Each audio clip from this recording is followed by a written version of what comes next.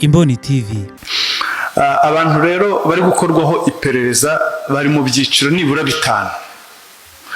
Harimo abakozi bakora muri leta bashinzwe ubugenzuzi, gutanga ibyangombwa mu bigo bya leta bitandukanye. Hari igice cya kabiri cy'abanyiringanda, hari ikindi gice cy'abakozi bakora mu nganda zafunzwe, abayobozi b'inzego z'ibanze, ndetse hari n'abandi bantu bagiye bafatwa bakora mu buryo butazwi. Hanze babyita ngo bakora ngo kinyeshyamba, ugasanga arakora inzoga ziri ku isoko ariko nta hantu na hamwe yanditswe, nta rwego na rumwe rumuzi. Abantu nabo bagiye bagaragara. Abafashwe rero na aba 16 nabo bakurikira bari mu byiciro bibiri.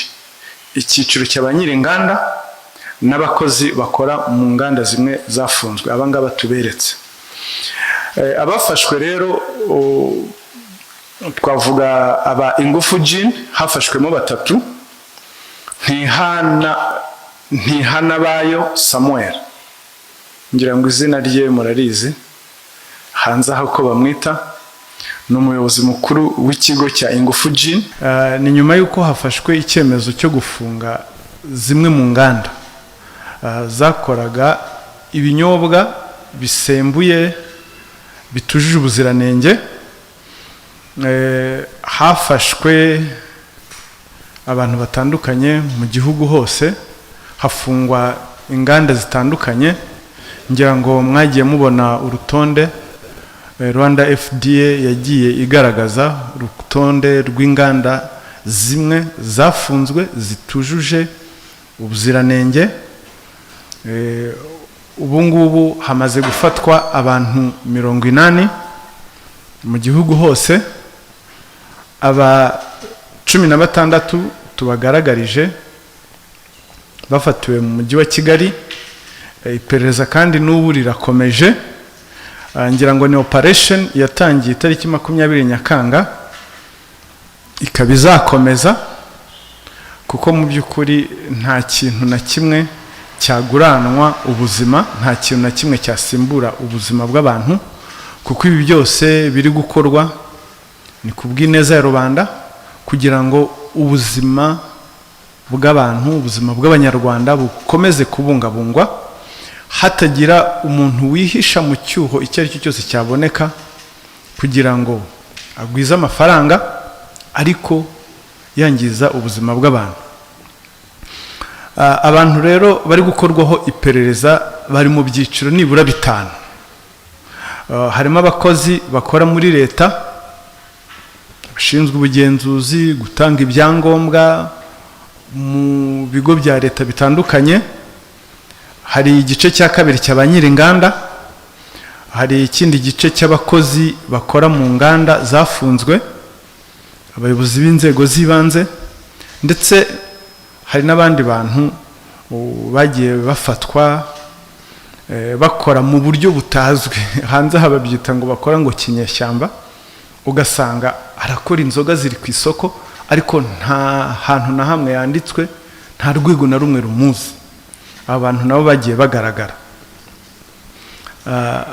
Abafashwe rero na aba 16 nabo bakurikira bari mu byiciro bibiri.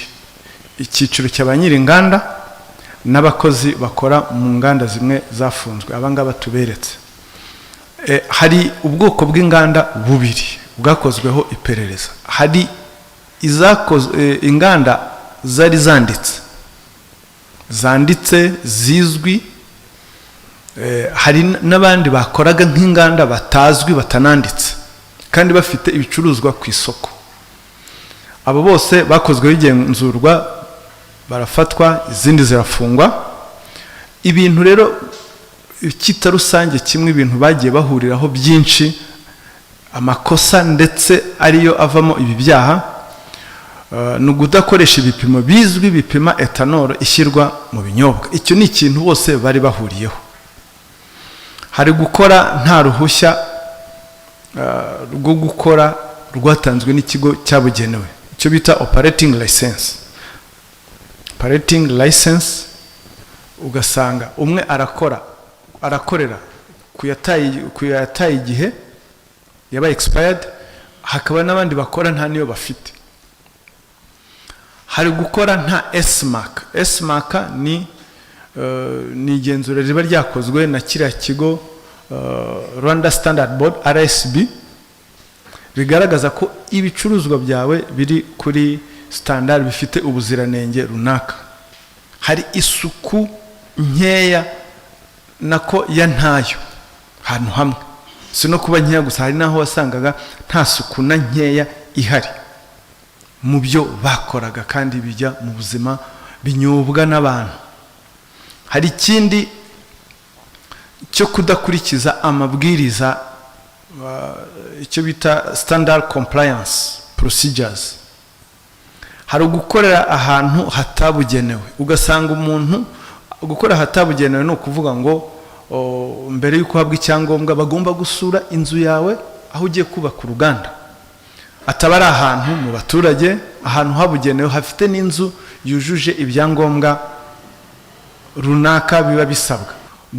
Gukorera ahantu hihishe mu bwihisho, ugasanga afite uruganda yagaragaje rufite imashini rwiza, ariko urwo no kugira ngo asurwe gusa ahabwe ibyangombwa, ariko ugasanga afite ahantu inyuma hihishe hasa nabi, niho akorera. Ibyo ni iki? Icyo turaza kubisobanura. Ni kwa gushaka, ni wa mugambi mubisha wo gushaka kugabanya quality y'ibyo ucuruza kugira ngo wunguke menshi. Hari gukoresha icyo bita raw materials zitujuje ibyangombwa, gukora nk'aba production manager bafite babyigiye.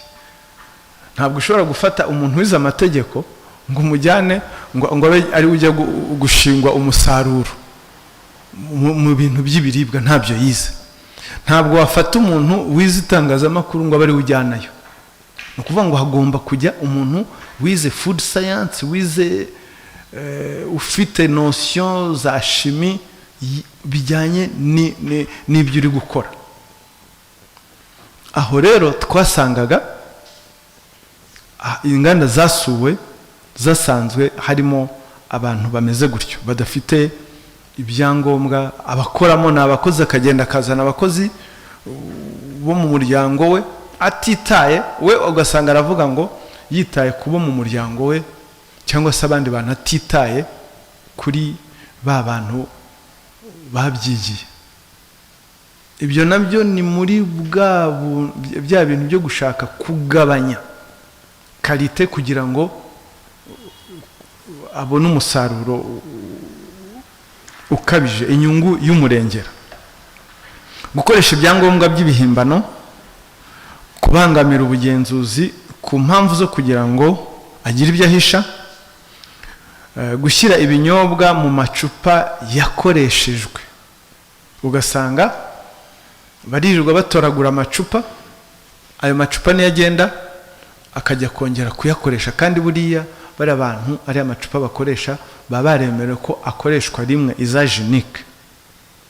Noneho n'aya macupa yandi nayo bagiye gukoresha, ugasanga uburyo bw'imyogereze yayo ntushobora kuba wumva uruganda nka ruriya ngo rwitwa ngo ni Nguvu, kuba bacyogesha agati n'amazi n'icyangwe bagacugusa,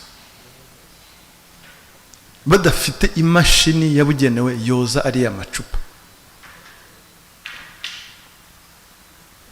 Uribaza rero uruganda nka ruriya rwasaga nkaho ari icyitegererezo, ushobora kubaza ati izindi zifitemo ubushobozi buki ko zimeze? Kwirengagiza amabwiriza y'ibidukikije, iki nacyo ni ikintu twagiye tubona. Ugasanga umwanda uva mu ruganda urabangamira ibidukikije. Biriya bintu bimwe ari amaproduit bimwe ubona harimo ibintu bya sida, ugasanga ibyatsi byarahiye, umwanda, amasazi aratumuka. Ibyo nabyo ni ibintu byagiye bigaragara. imikoreshereze rero ndagira ngo tuvuge ku mikoreshereze ya ethanol nk'ikintu cyagaragaye kuri bose. Ethanol murabizi ni ikinyabutabire gikoreshwa muri ibi bintu byo gukora inzoga zisembuye. Ethanol ni ikinyabutabire kigomba kugira uko kibikwa, kigomba kugira uko gikoreshwa. Gukoreshwa nabi kwacyo bigira ingaruka ku musaruro ndetse cyane cyane aho bibera bibi ku buzima bw'abantu. Mwumvise hari abantu bapfuye kubera imikoreshereze mibi ya ethanol, hari abahumye. Izo ni ingaruka ziri direct. Ingaruka z'igihe kirekire rero nazo zigenda zihari. Ngira ngo Minisiteri y'Ubuzima yarabibatangarije ububi bw'i ethanol. Ubundi ni ikinyabitabire kigira amabwiriza akigenga kubera ingaruka gishobora gutera ku buzima bw'abantu, nayivuze harimo n'urupfu. Ikintu cyagaragaye rero nuko iyi ethanol yagiye igaragara ibitswe ahantu hatabugenewe. Ikinyabutabire ikintu cya mbere, ikinyabutabire cya ethanol ni ukuvuga ngo iyo ukibitse ahantu hashyushye hari ibyago bibiri gishobora guteza.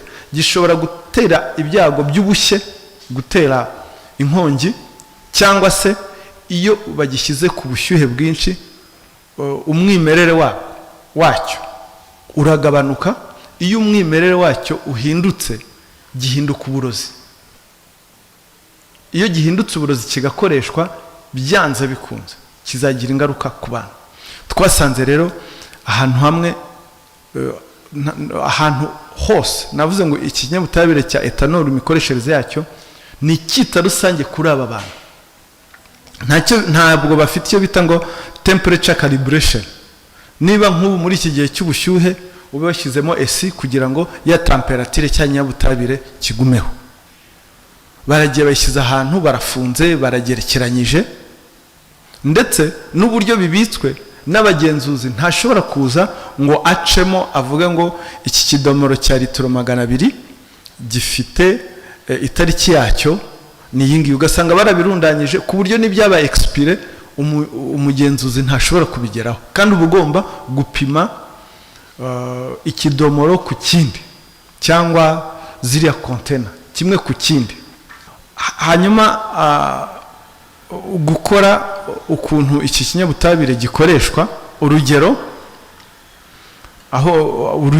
turafata urugero rw'ingufu gin, aho bayivangira, ni ukuvuga ngo aho bayivangira babyita ngo ni blending.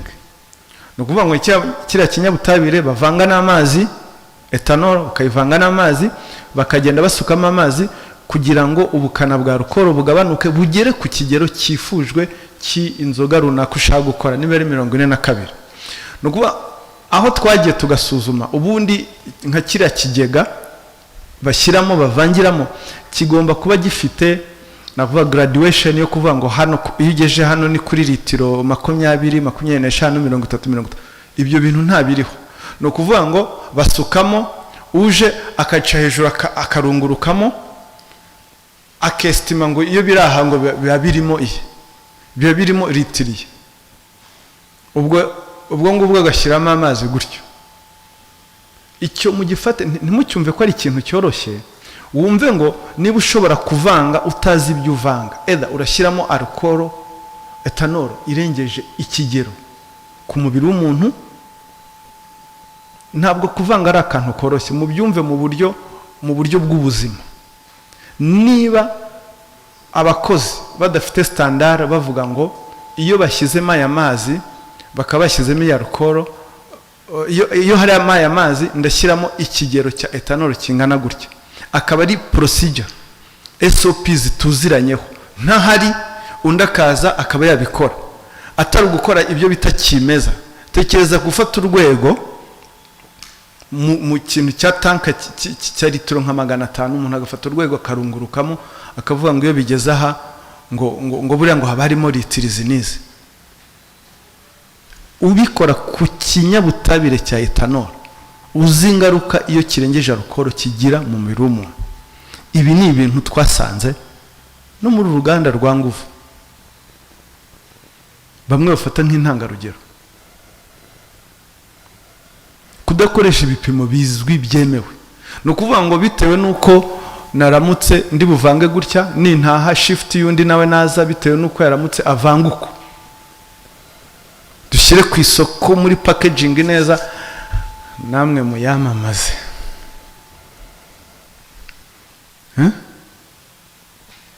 Aha hantu ngira ngo iki nicyo gihe cyari kigeze ko ibi bintu bihagarikwa. Urundi rugero, inkomoko ya ethanol.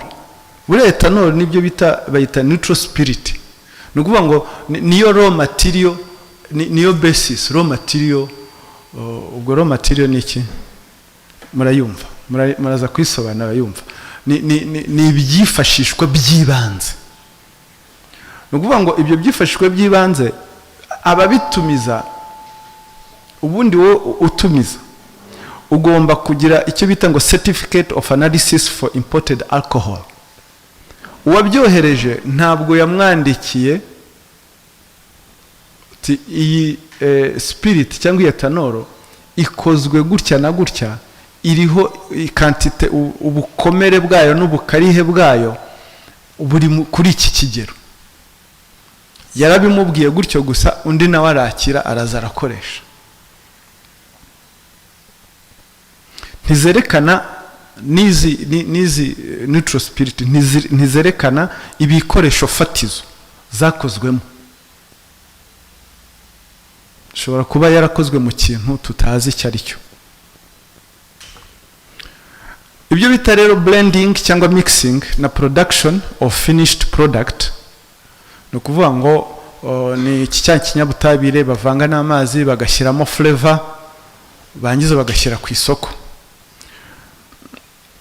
Hari imiterere y'ibitanga impumuro, iriya flavor.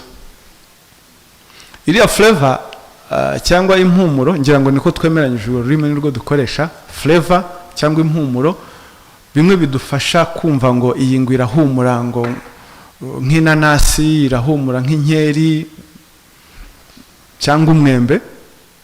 Izo flavor supplier n'uyu witwa Kelly and Taste twagaragaje, niwe supplier. Usupplyinga, reka twifashishe ingero ebyiri, niwe usupplyinga inguvu gin, ni nako bimeze. Kelly and Taste asupplyinga inguvu gin ku bijyanye n'iyi flavor. Hanyuma uyu Kelly and Taste we nta n'icyangombwa na kimwe afite kimwemerera gukora. Ni ukuvuga ngo ibyo akora ntabwo tuzi ubuziranenge bwabyo. Ni ukuvuga ngo nibigize ibyo bita chemical composition of flavors ntizizwi, kuko n'ibyo amuha nawe ntabyo aba yanditseho. Kandi noneho ntushobora gusanga ngo flavor addition iri documented gutya ngo ugende mumaze ngo we Kelly iyi flavor ukora ikozwe n'ibiki ngo akubwire ngo harimo iki ku kigero runaka, ntabyo afite. Ubwo uwo ni usupplyinga bano bantu bakora spirit, bakora ibisembuye byifashisha flavor bari muri iki gihugu, bano bose nta na kimwe bafite. Ibyo ngibyo uhita wumva ingaruka biri bugire kuri icyo twakwita produit fini. Ni ukuvuga ngo utanga impumuro ubuziranenge bwe burakemangwa, ukoresha nawe iriya ethanol ibyo akoresha nabyo birakemangwa aho biva, n'uburyo bw'imivangire yabyo ntibyujuje ubuziranenge. Icyo ni ikintu leta itakwihanganira, kuko ubuzima nta kintu na kimwe cyasimbura ubuzima bw'abantu, nta na kimwe, nta n'icyabaho. Iyo ibyo navuze ngo testing and quality control of finished product, ibi twita produit fini zijya ku isoko, usanga bibanda kuri za ethanol gusa. Ni ukuvuga ngo uriya wa quality control mu isuzuma ryagaragaje kuri wa quality control icyo asuzuma cyonyine ni ukureba ngo ingano ya ethanol nabwo uburyo bisuzuma ni uburyo bwa kimeza, ni ibintu hadafite protocol ngo avuge ngo biteye gutya. Noneho nta nubwo ashobora gusuzuma ngo ingano ya methanol irimo ni yihe, cyangwa ibyo bita heavy metals, kuko no mu igenzura muri biriya bigega bimwe twagiye dusanga birimo ingese,